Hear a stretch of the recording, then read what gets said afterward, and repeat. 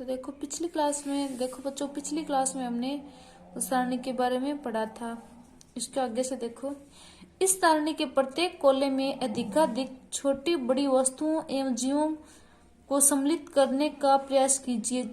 जिस प्रकार की वस्तुएं हमें मिलती हैं वे शायद जीवित जंतु या पौधे न हों। संभवतः ये पौधे के भाग जैसे सूखी पत्तियां या फिर जंतु के अवशेष जैसे हड्डियां हो। हम विभिन्न प्रकार की मिट्टी या तथा रोड़े भी मिल सकते हैं। अध्याय 5 में हम इसकी चर्चा कर चुके हैं कि समुद्री जल में लवण घुले हुए हैं। यानी अध्याय 5 में हमने चर्चा की थी कि समुद्री जल है उसके अंदर लवण की मात्रा पाई जाती है। इस प्रकार की कुछ अन्य वस्तुएं भी हो सकती है।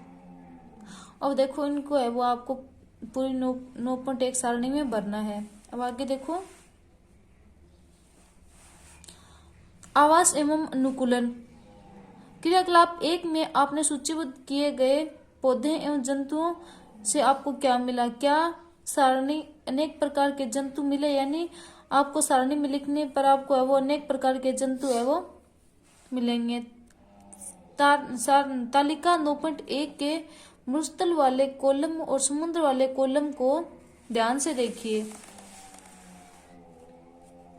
क्या आपको प्रतीत होता है कि इन दोनों कॉलमों के जीव बहुत अलग प्रकार के हैं? यानी आपको देखने पर पता होगा कि जो मरुस्थलीय जीव है और जो समुद्रीय जीव है वो अलग होंगे। दोनों कॉलमों के जीव बहुत अलग प्रकार के हैं।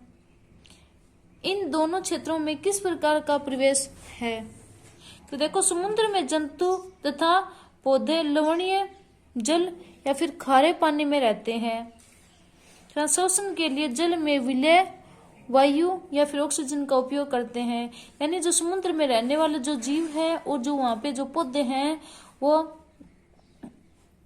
खारे पानी को उपयोग में लेते हैं, खारे पानी में रहते हैं। और जो ऑक्सीजन भी है वो भी है वायु में, यानी जल में जो घुली हुई जो ऑक्सीजन है उसी का उपयोग करते हैं। जबकि देखो मरुस्थल में जल बहुत कम मात्रा में उपलब्ध होता है और मरुस्थल दिन में बहुत गर्म एवं रात में ठंडा होता है। और मरुस्थल है वो दिन में बहुत गर्म और रात में ठंडा होता है। मरुस्थल में पाए जाने वाले पौधे एवं जंतु भूमि पर रहते हैं तथा श्वसन के लिए आसपास की वायु का उपयोग करते हैं। तो देखो मरुस्थल में रहने वाले सभी जीव और समुद्र में रहने वाले सभी जीव, इन दोनों की प्रकृति है वो अलग अलग प्रकार की होगी। यानी मरुस्थल में रहने वाले जो जीव हैं वहाँ उनके लिए पानी वहाँ पे बहुत कम मात्रा में होता है और वो आसपास की वायु है वो, यानी पौधों की जो वायु है उन पर वो निर्भर रहते हैं।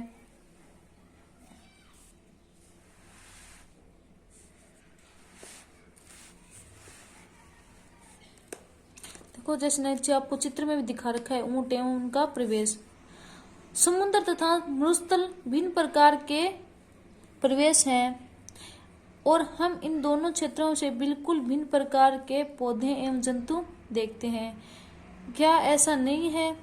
आइए तो भिन्न प्रकार के प्रवेश मरुस्थल एवं समुद्र से दो जंतु जैसे कि ऊंट और मछली का परीक्षण करते हैं।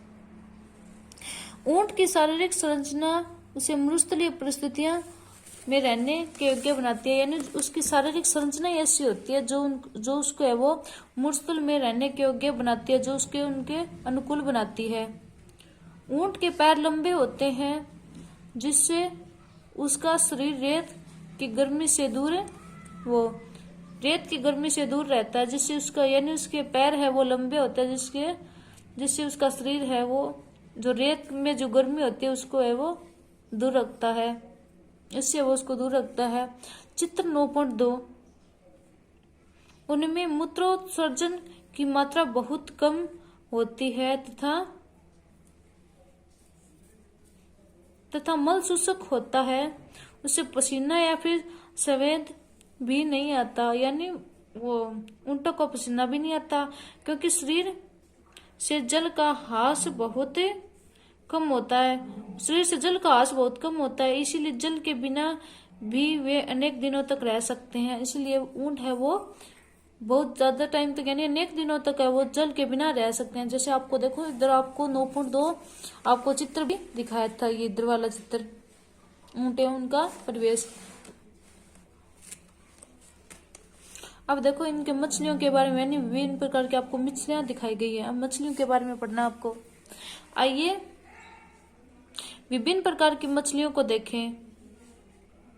इनमें से कुछ मछलियों के चित्र 9.3 में दर्शाए गए हैं, परंतु इतने अधिक किस्म की मछलियों में क्या आपको इनकी आकृतियों में कुछ समानताएं दिखाई देती है, यानी उनका रंग है वो अलग अलग, यानी किस्म उनके अलग अलग होती है, फिर उनकी आकृतियां है वो समान सी दिखाई देती हैं। इन सभी का शरीर है वो धारा रेखीय होता है, जिसकी चर्चा हम अध्याय 8 में कर चुके हैं। यानी हमने उसे हमारा जो पिछले वाला पार्ट था उसमें चर्चा भी की थी कि उनका शरीर है, इनका शरीर है वो धारा रेखीय होता है। उनकी यह आकृति उन्हें जल के अंदर विचरण करने में सहायता करती है। मछलियों का शरीर चिकने सलकों से ढका होता है। इनका शरीर है वो चिकने सलकों से ढका हुआ होता है। ये सल्क मछली को सुरक्षा तो प्रदान करते ही हैं, साथ ही उन्हें जल के सुगम गति करने में भी सहायक करते हैं, और ये जो शुल्क है वो इनको गति प्रदान भी करवाते हैं और उनको सुरक्षा प्रदान भी करवाते हैं। हमने अध्याय 8 में चर्चा की थी कि मछली के पंख व पूंछ है वो चपटी होती है, जो उसे जल के अंदर दिशा परिवर्तन एवं संतुलन बनाए रखने में सहायता करती है। यानी उसकी पूंछ है वो चपटी होती है, पूंछ और उसके पंख है वो जो चपटे होते हैं, और जो मछली को जल के अंदर है वो दिशा परिवर्तन करने में मदद करते हैं और उसको स्वस्थ रखने में, संतुलन बनाए रखने में वो उसकी सहायता करते हैं। मछली के गिल या फिर क्लोम होते हैं जो उसे जल में श्वास लेने में सहायता करते हैं। उसके जो मछली के जो गिल होते हैं वो उसे श्वास लेने में उसको सहायता प्रदान करवाते हैं। अब देखो बच्चों, इसके आगे हम अगली क्लास में पढ़ेंगे, तो आज के लिए इतना ही।